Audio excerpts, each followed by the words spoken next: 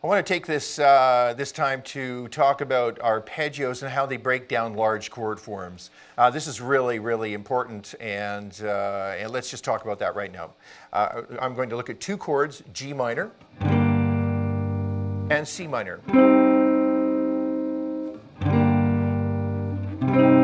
All right, let me play the arpeggio for the G minor chord. 1, flat 3, 5, 1, flat 3, 5, 1, right?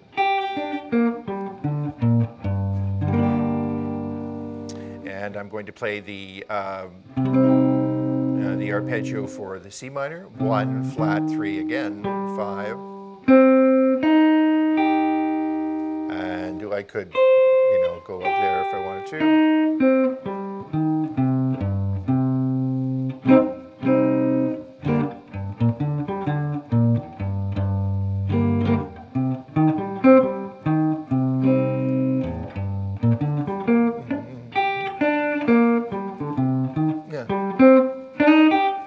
So you can hear those arpeggios there between the two chords, right?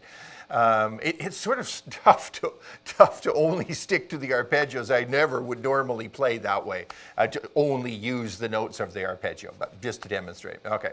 But here's what we were talking about. And that's to use the arpeggios to help you break down your chords into smaller chords. The arpeggio tells us, helps to inform us what notes we're playing, obviously. So in the case of a G minor chord, we have G, B flat, and D. Those are the notes in the arpeggio.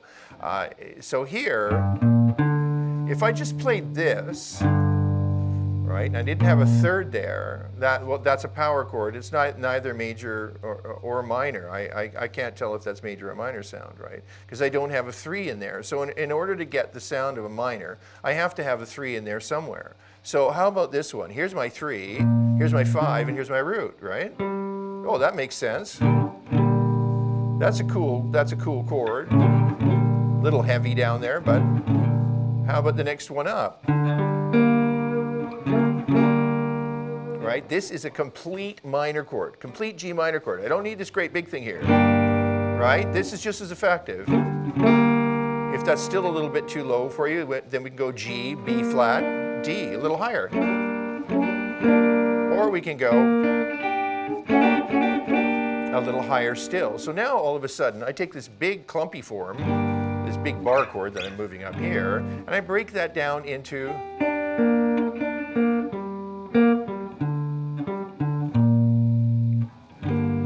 4 different forms. I can do the same thing with the C minor. And so same thing holds true here.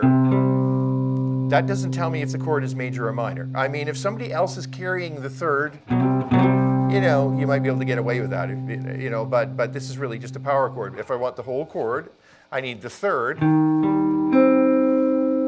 the fifth, and the root. Same thing here.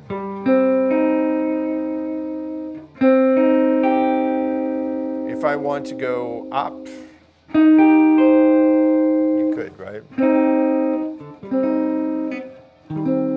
So I'm breaking that chord down, taking a look at what I have here, taking a look at my arpeggio,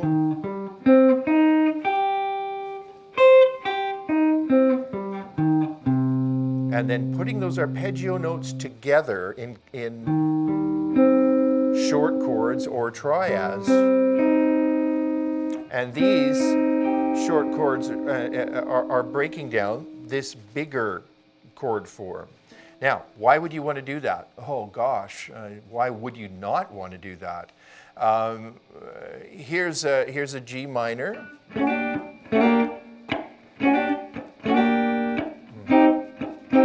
To a C minor.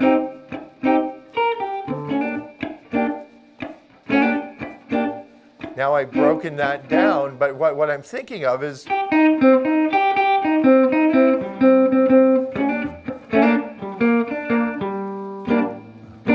get the idea. I'm breaking that little chord down, the big chord down into 2 smaller shapes. If I want to move to the next string set 2, 3, 4, I can do the same thing.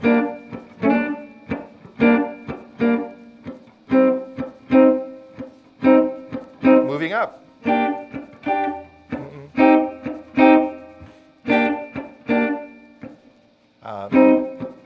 Moving down, moving down, moving down. These are all just breaking up those simple, those two simple chords, and using arpeggios to start spelling, reconstructing smaller chords out of these bigger chord shapes. This is hugely important, and it sort of starts to get back to the more functional thing where how can I use this to actually play something, right? Arpeggios are a fantastic way to spell your chords, to abbreviate your chords, and to generally inform your concept of chordal playing on the guitar.